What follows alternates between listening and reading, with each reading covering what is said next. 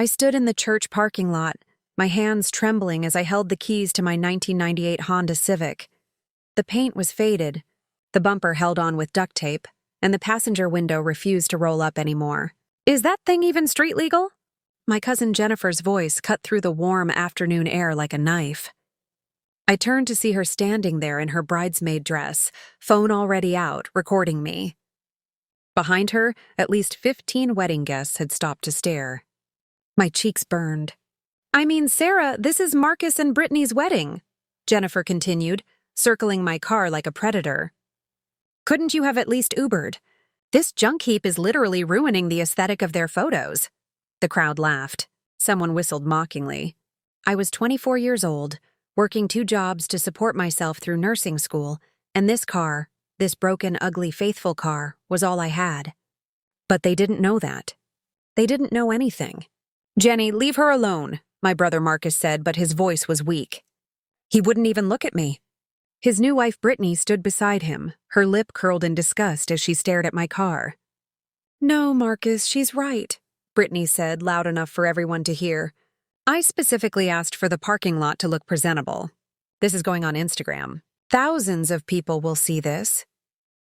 I felt something break inside me that had nothing to do with my car. My throat tightened. I wanted to explain. I wanted to tell them about the double shifts, about choosing between gas money and groceries, about how this car got me to the hospital every single day where I was learning to save lives. But I said nothing. Jennifer stepped closer, her phone still recording. "Honestly, at your age, if you can't afford a decent car, maybe you should reevaluate your life choices." The crowd murmured in agreement. My own family. People I'd known my entire life. Then I heard footsteps behind me. Expensive shoes clicking against asphalt. "Excuse me," a deep, authoritative voice said. I couldn't help but overhear. Everyone turned. A man in an immaculate suit, probably in his 50s, walked toward us with the kind of confidence that made crowds part automatically. There was something familiar about him, but I couldn't place it. He looked at my car, then at Jennifer's phone, then directly at Brittany. "Do you know what I see when I look at this vehicle?" Brittany blinked, clearly thrown off by this stranger's interruption. "I'm sorry, who are you?" The man smiled, but it didn't reach his eyes. "Answer my question first. What do you see when you look at this car? A piece of junk?" Jennifer offered, still filming. Several people laughed. "I see a girl who's probably embarrassed," Brittany added, crossing her arms. "I see someone who doesn't respect this occasion enough to show up properly." The man turned to me. His eyes were kind, searching. "And what do you do, young lady?" My voice came out smaller than I wanted. "I'm a nursing student. I work at Mercy General Hospital." "How many jobs?" "2. He nodded slowly, then turned back to the crowd. "So while you were all getting your hair done and choosing which designer dress to wear, this young woman was probably coming off a night shift, saving lives. And she still showed up for her brother's wedding." Marcus shifted uncomfortably. "Good. That still doesn't excuse—" Brittany started. "I'm not finished." The man's voice cut through the parking lot like thunder. Everyone fell silent. He walked closer to my car, running his hand along the dented hood almost reverently. "This car represents sacrifice. It represents priorities. It represents someone who understands that material things mean nothing compared to building a future." Jennifer lowered her phone slightly, uncertainty crossing her face. "I drove a 1995 Toyota Corolla until I was 32 years old," the man continued. The seats were torn. The air conditioning didn't work. My colleagues laughed at me, too. But you know what? I never had car payments. I never had debt. And every dollar I saved went into building something real. "That's great, sir, but this really isn't your business," Brittany said, her voice tight. The man reached into his pocket and pulled out a key fob. It was sleek, black, with a silver logo that caught the sunlight. Several people in the crowd gasped. Marcus went pale. "Is that—" "The logo you're staring at," the man said calmly, "belongs to my company. Perhaps you've heard of it, Richardson Medical Technologies. We manufacture about 60% of the surgical equipment used in hospitals across this country." My heart stopped. Richardson. Richardson. James Richardson was a legend in the medical field. Forbes had just done an article about him, and he was standing in this parking lot defending me. Jennifer's phone slipped in her hands. She caught it, but barely. The smirk had completely vanished from her face. "Mr. Richardson?" Marcus stammered. "The Mr. Richardson?" "The very same," he said, his tone casual but his eyes sharp. "And before you ask what I'm doing at your wedding, I'm not a guest. I was visiting a colleague at the hotel next door when I heard the commotion." Brittany looked like she'd swallowed glass. "Sir, I apologize if we seemed rude, but—" "Seemed rude?" Mr. Richardson raised an eyebrow. "You humiliated this young woman in front of dozens of people. You mocked her for driving a reliable vehicle while she works herself to exhaustion.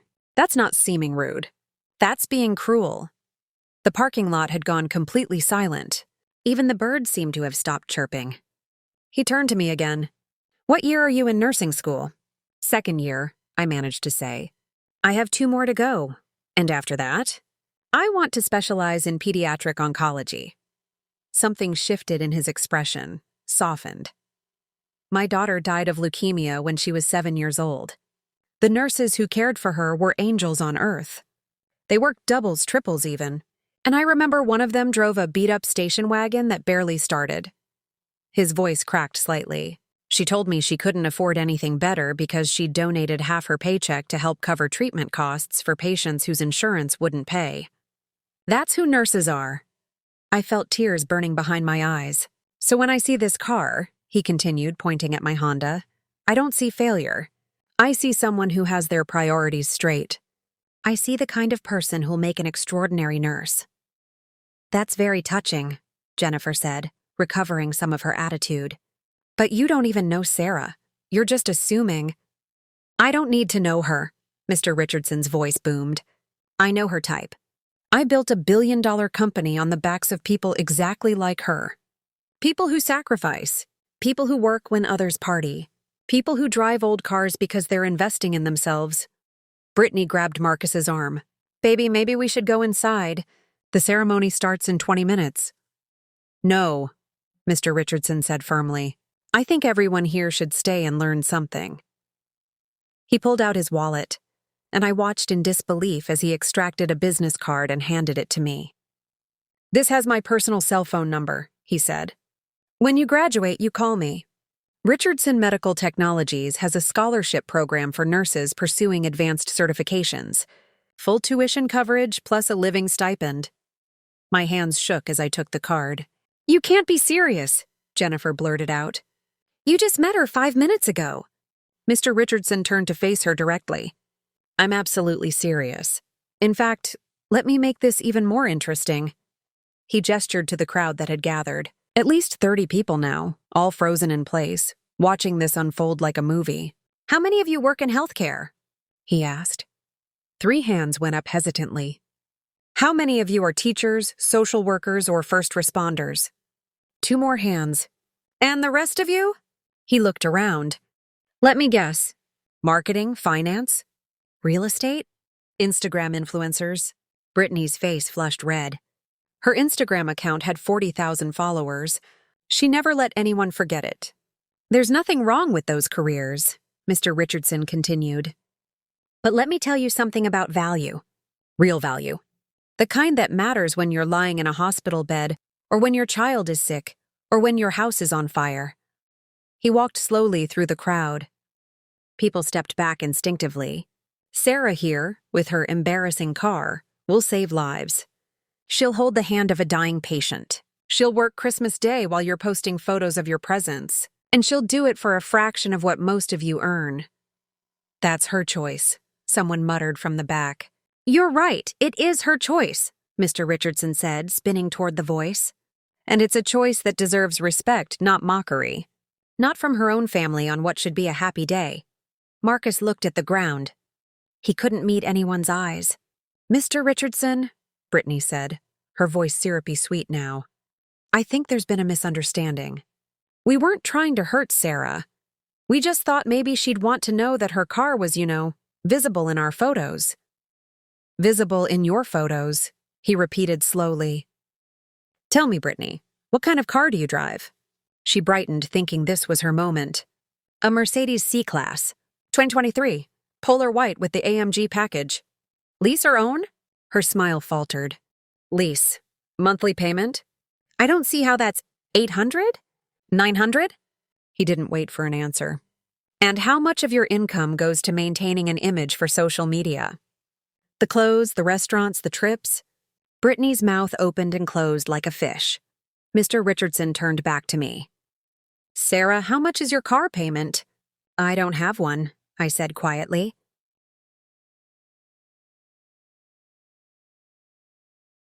I bought it cash for $1,200 2 years ago. And insurance? $80 a month. Liability only, he smiled. So while Brittany here spends over $1,000 monthly just on her car, you're spending $80.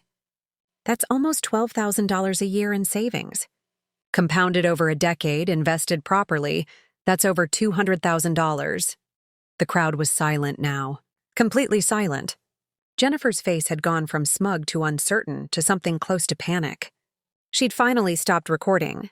But Sarah, Brittany said, her voice desperate now, we're family.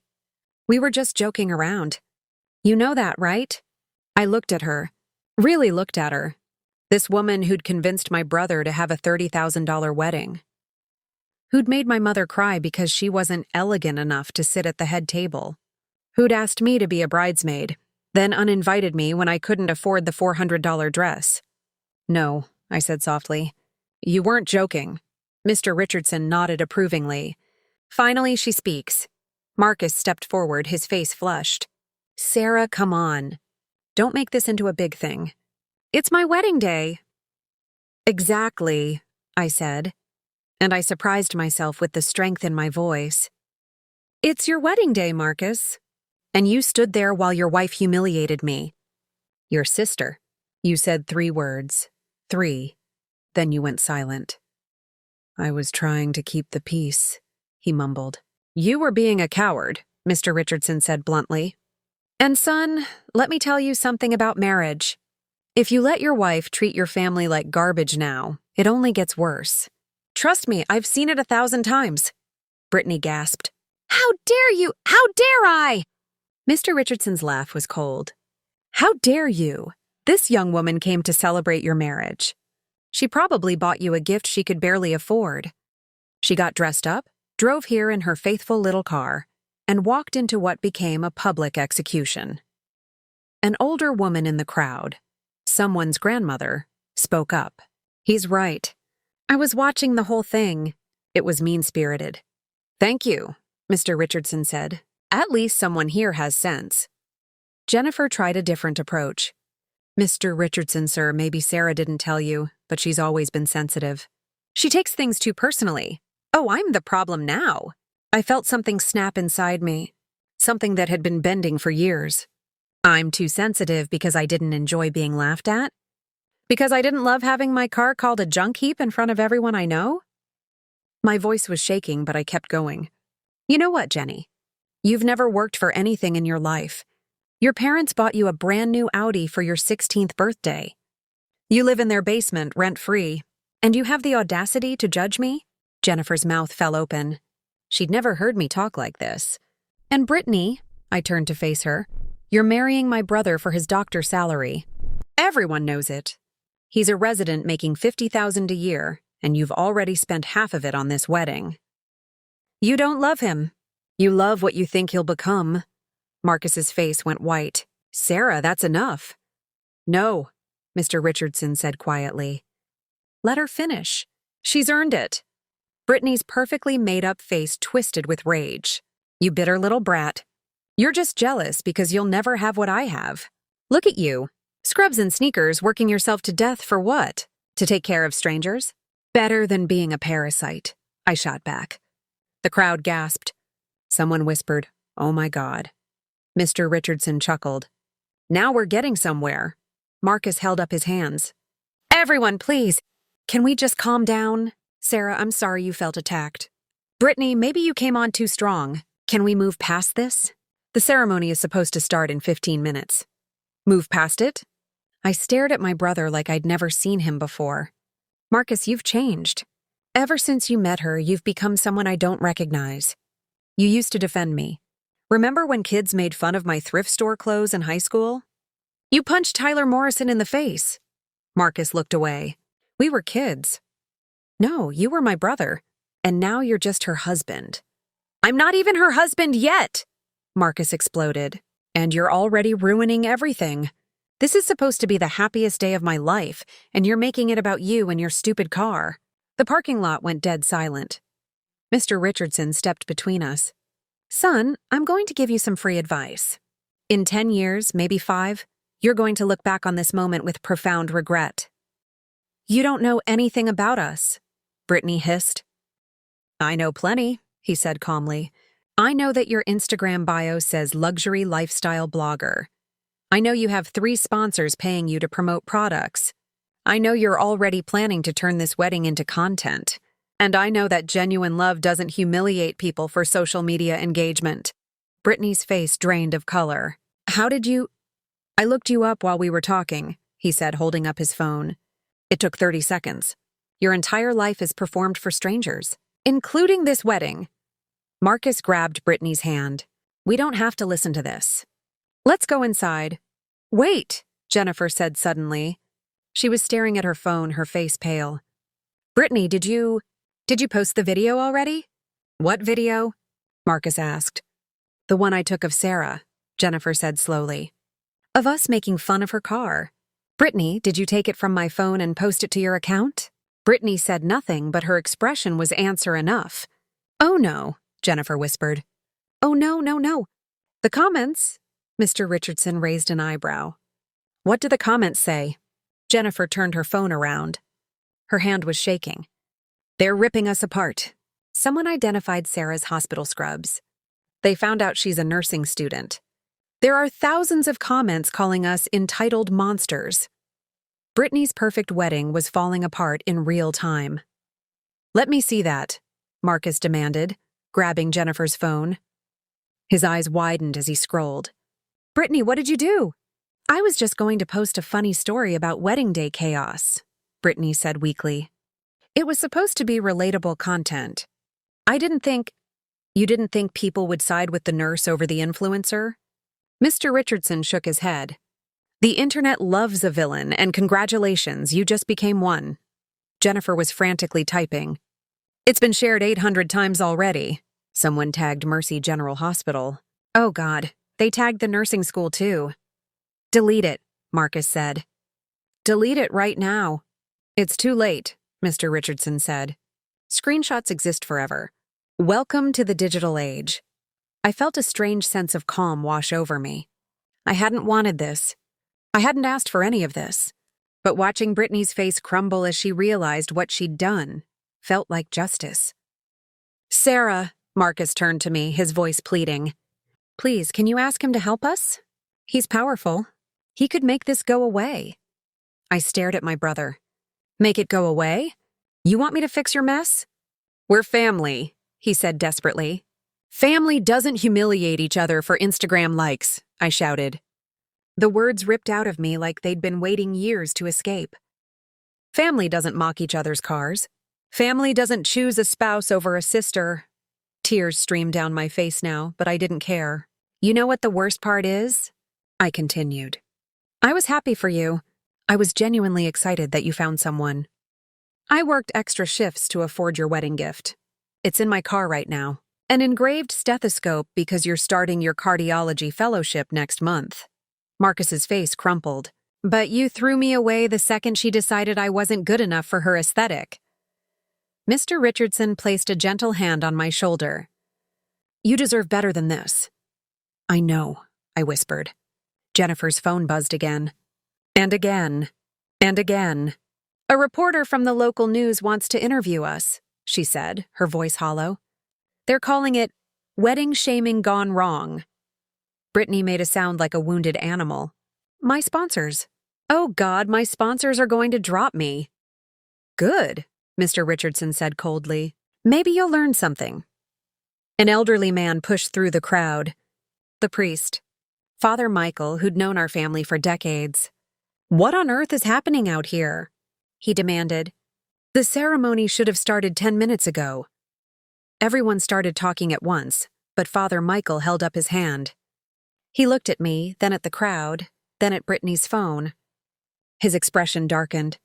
Father Michael took Jennifer's phone and read silently. His face grew darker with every second. Finally, he looked up at Brittany and Marcus. "Is this true?" he asked quietly. "You publicly mocked Sarah for her car? You filmed it and posted it online?"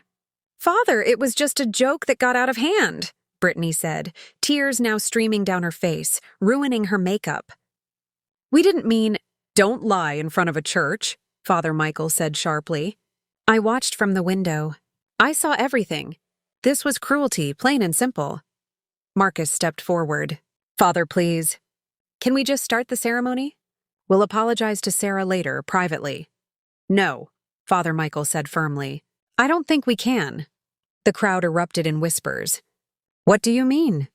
Brittany's voice was shrill now, panicked. "I mean, I have serious reservations about officiating a marriage that begins with this kind of behavior," Father Michael said. "Marriage is built on love, respect, and dignity. What you showed your sister today was the opposite of all three. You can't refuse to marry us," Brittany screamed.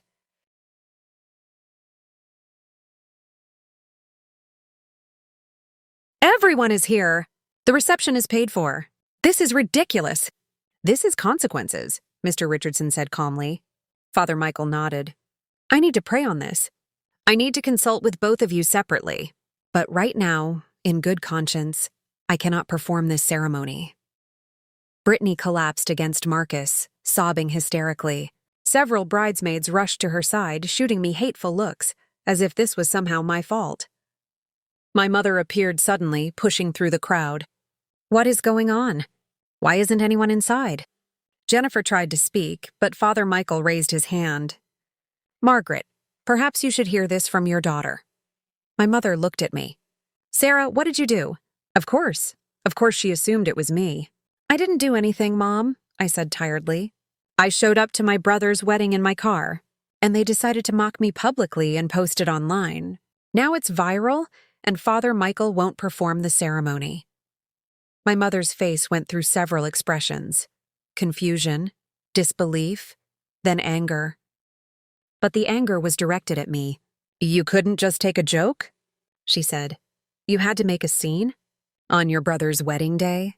Something inside me shattered. Completely. Irreparably. "Wow," I said softly. "You didn't even ask what they said. You didn't ask if I was okay. You just assumed I was the problem.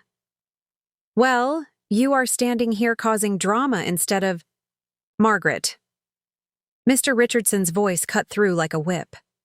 "With all due respect, you're failing as a mother right now." My mother's mouth fell open. No one spoke to Margaret Chen like that. "Your daughter was humiliated," he continued. "She was mocked for being responsible, for working hard, for sacrificing her own comfort to build a better future. And your first instinct is to blame her?" My mother's face flushed red. "Who do you think you are talking to me like that?" "Someone who recognizes real character when he sees it," Mr. Richardson said. "And right now, your daughter has more character in her little finger than this entire wedding party combined." "Sarah has always been dramatic," my mother said dismissively. "Always making things about her." I felt like I'd been slapped. "Mom, they filmed me. They posted it online. Thousands of people are commenting. How is that me being dramatic?" She waved her hand. "Social media doesn't matter. What matters is family. And family means supporting each other, even when it's uncomfortable. Like you're supporting me right now?" I asked quietly. She had no answer for that. Marcus finally found his voice. "Mom, maybe we should all take a breath. Go inside, talk this through privately." "There's nothing to talk through," I said. "Father Michael won't perform the ceremony. Your wedding is over, and honestly, I think that's the best thing that could have happened to you." "How dare you!" Brittany shrieked, lunging toward me. Two bridesmaids grabbed her arms, holding her back. "You ruined everything!" This was supposed to be perfect. I had photographers, a videographer, a live stream for my followers. "And there it is," Mr. Richardson said. This was never about love or commitment. This was about content. A new voice cut through the chaos. "Excuse me, is there a Sarah Chen here?" A woman in a business suit approached, holding a tablet. Behind her was a man with a professional camera. "I'm Sarah Chen," I said hesitantly. "I'm Dana Pritchard from Channel 7 News," she said. "We'd love to talk to you about what happened here today. We've been following the story online, and our viewers are very interested in hearing your side." "Absolutely not," my mother said. "Sarah will not be talking to any reporters." "Actually, Mom, I'm 24 years old," I said. "I can make my own decisions," Mr. Richardson smiled. "That's the spirit." I turned to Dana. "Yes, I'll talk to you, but not here." "Can we go somewhere else?" "Of course," Dana said. "We have a van across the street." "Sarah, don't you dare," Marcus warned. "If you talk to them, you'll make this worse." "Worse for who?" I asked. "For Brittany's sponsorships? For your reputation? Or worse for me, because I'll finally tell the truth about how this family treats me?" My mother grabbed my arm. "You're being selfish. Think about your brother." I pulled my arm away. "I have thought about Marcus. I've thought about him my whole life. I changed my work schedule so I could help him study for his MCATs. I loaned him money when his student loans didn't cover rent. I covered for him when he missed family dinners. And this is how he repays me." "I never asked you to do any of that," Marcus shouted. "I know," I said. "That's what family does. They help without being asked. But apparently that only goes one way in this family." Father Michael stepped forward. "Sarah, before you go, I want you to know something. I'm proud of you. Your strength today, your dignity, it reminds me why I still have faith in people." "Thank you, Father," I said, my voice breaking. "That means more than you know." I turned to walk toward the news van, but Mr. Richardson stopped me. "Wait. Before you go, there's something else you should know." He pulled out his phone and made a call. "Michael? It's James. Remember that nursing scholarship endowment we discussed? I want to establish it immediately. Full ride, 4 years, plus living expenses and a guaranteed position after graduation." He paused. "The first recipient? Sarah Chen. Send the paperwork to my office today." I couldn't breathe. "Mr. Richardson, I can't accept—" "You can, and you will," he said firmly. "Consider it an investment. In 5 years, I want you running the pediatric oncology nursing program at whatever hospital is smart enough to hire you. In 10 years, I want you teaching the next generation. And in 20 years, I want to read about you in medical journals." Tears poured down my face. I don't know what to say. "Say you'll never let anyone make you feel small again," he said. "Say you'll remember that your worth isn't determined by what you drive or what you wear. Say you'll keep being exactly who you are." "I promise," I whispered. Behind me, Brittany was still sobbing. Marcus looked destroyed. My mother stood frozen, finally understanding what she'd lost.